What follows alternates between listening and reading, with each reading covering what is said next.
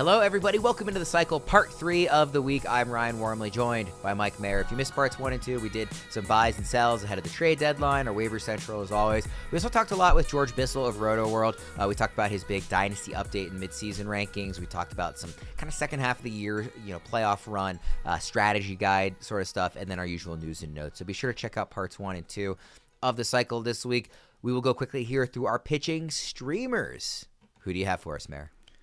Well, real quick, can I hop in? I did want to ask you a question because every week we talk about pitching streamers and we talk about offenses that we want to stream against. And one of the metrics that we kind of use on the FantasyPros pitching streamer tool is wOBA, like team wOBA, not just like individual batter. And for the uninitiated, wOBA is weighted on base average. It's we think a more accurate tool for quality of hitting, quality of contact than pure batting average. And a good, considered like average wOBA is 320. So a little bit higher of a bar than batting average. And there are 6 teams with a wOBA below 300 as a team below 300. Can you name them? I'm sure I can't, but I could try. Pirates. Number 1. I'm not trying to go in order, by the way, but that was just I know, but Pirates are number 1. Yeah. Nationals? Nationals, no. Nationals number 10. 307 wOBA. So not a good one, but that was the other quote point I was going to make. The average is considered 320. There are 19 teams with a wOBA below 320. Wow. So the Marlins? No, 11. Oh, Kyle Stowers is probably single-handedly bumping them up. Yeah. Well, okay. So when you first started bringing this up, I was like, is this a bit to get me to point out that the Orioles are on this list? They are not. They're number 9. You have hit 9, 10, 11 though. That is wild. I told you I wasn't going to be good at this. The Angels? 14. Okay, I'm getting worse at this. I'm not good at these trivia games. Normally, I throw it out there and you're like, I'm so bad at this, and then you nail it. Is there like an obvious team that I'm just overlooking? Oh, I mean the White Sox are number 2. Yeah. Okay. I was just about to say the White Sox. Yeah. Duh. Rockies. Well, Rockies are 6. Yep. Okay, so just missed it. Yeah. No, it's a 6. There are 6 below 300. Oh, you said 6. Oh, okay, cool. Yeah, so White Sox and Rockies. Those should have been my second or third guesses, honestly. So now you need 3, 4, and 5.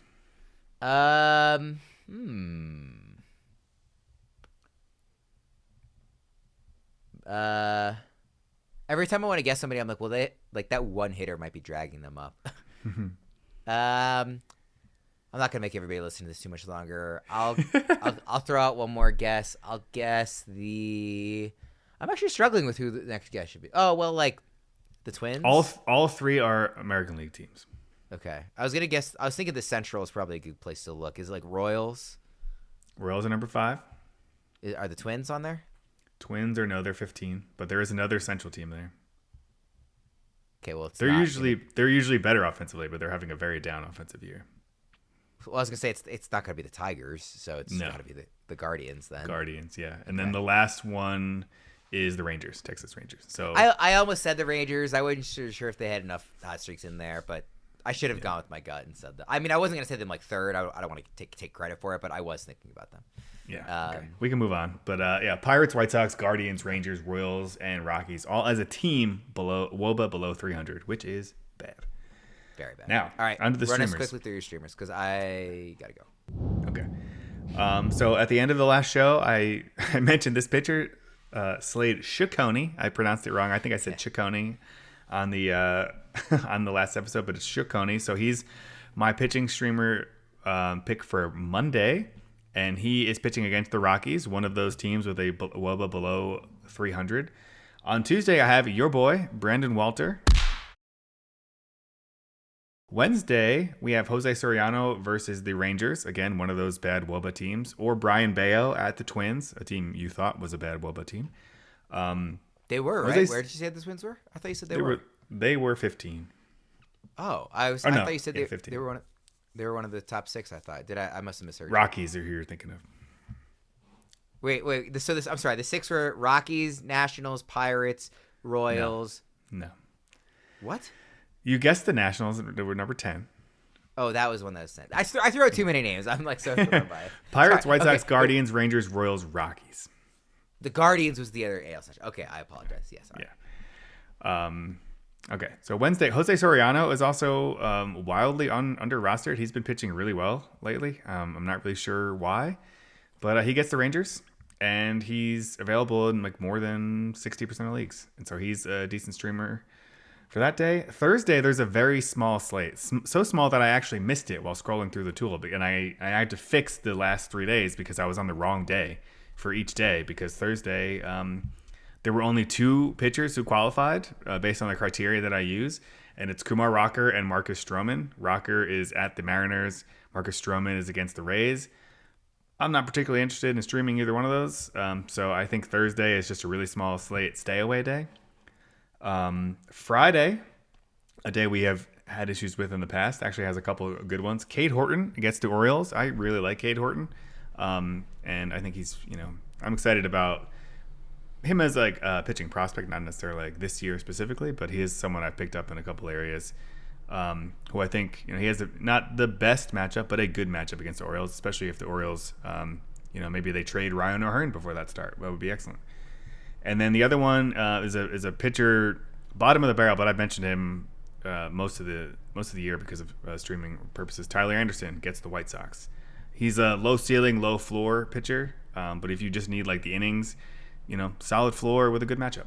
So I wouldn't be opposed to streaming Tyler Anderson against the White Sox. Saturday, I have your boy, Max Scherzer, who you love, against the Royals. I'm just kidding. I know I'm the one who keeps bringing him up.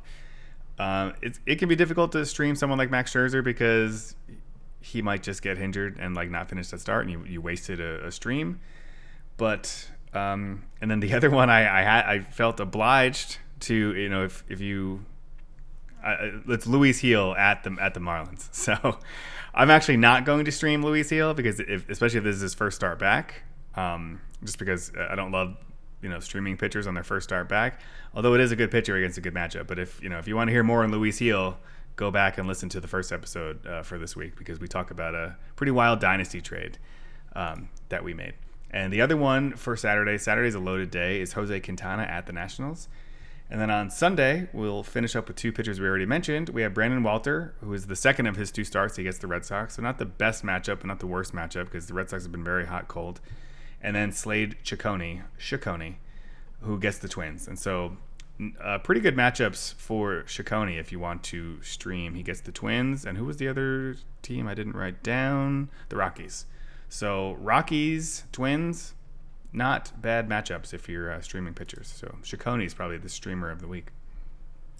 Yeah, I really like Walter too. I know he gets the Red Sox in the second start, but obviously in the Nationals, who I think have been worse lately too, even though they haven't been great offensively the whole season. So, and Walter's just looked really good. So I like them both as streamers this week.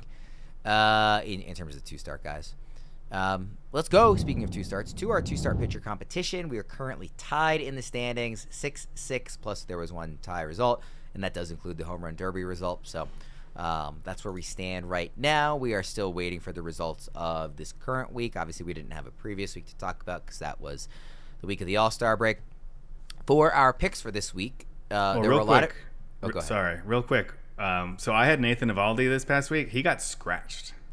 And so I don't think he's actually making 2 starts anymore. So do I get his next 2 starts? No, it's not in the past. That's unless it happens to both of us, that's been a loss in the past. Okay. So, you can count his such a weird week, Well, you can get his 1 start. If his 1 start outscores the 2 starts from Nick Pivetta, I will give you the win. But okay, yeah, he has not pitched since the All-Star break. So if he starts none, then I definitely win. I think he's supposed to start tomorrow. Okay, so he got pushed, not scratched. However you want it. Tomatoes, potatoes, however you want to call it. But I mean, he's still pitching this week. It's not like he's not pitching. He was scratched earlier in the week, and then they pushed him back to later. Delayed a few days. Okay, yeah. So you will get that 1 start then. Is Lovely. How I think we should do it. Lovely. There were a lot of good names this week. Most of them I had already picked, so I couldn't take them. You took, I think, the clear choice, who I would have taken if I hadn't used him a couple of weeks ago. So I fell back on a guy that I talked about actually in both parts 1 and part 2 of the cycle this week, Dylan Cease. Kind of just betting on there's going to be a step forward coming just based on the underlying data. With him, a lot of the expected numbers are a lot stronger than the real numbers, and you're going to get strikeouts. He faces the Mets and the Cardinals, so not the worst slate. Not as maybe compelling as your slate is for your guy. But I'm going with Dylan Cease because, like I said, I had picked a lot of the best options here already. You took, like I said, the guy would have gone number 1. Yeah, I went with Christopher Sanchez coming off a gem against the Red Sox. And, we talked about that article like way back in the beginning of the year where they said Christopher Sanchez was like the 5th best pitcher in baseball or something. And we thought that was wild. But over the last 2 months, he has been one of the better pitchers in baseball. So he is at the White Sox and then versus the Cardinals. So I went with Christopher Sanchez this week. And hopefully he's still running hot. We'll go ahead and wrap things up there. Thanks everybody for tuning in, not just to this episode, but to all the parts of the cycle this week. We had a lot of fun stuff this week in these episodes, so everybody check it out. We'll be back next week, a day later. So I'm not exactly sure when everything's going to be coming out over the course of the weekend, but we want to give time for the trade deadline to react to everything that happens on that day. So we're going to tape a day later, the whole group of episodes and see what comes out of it. So, be on the lookout for that next week as well. For Mayor, I'm Ryan Wormeli. Thanks for tuning in. We'll see you again next time.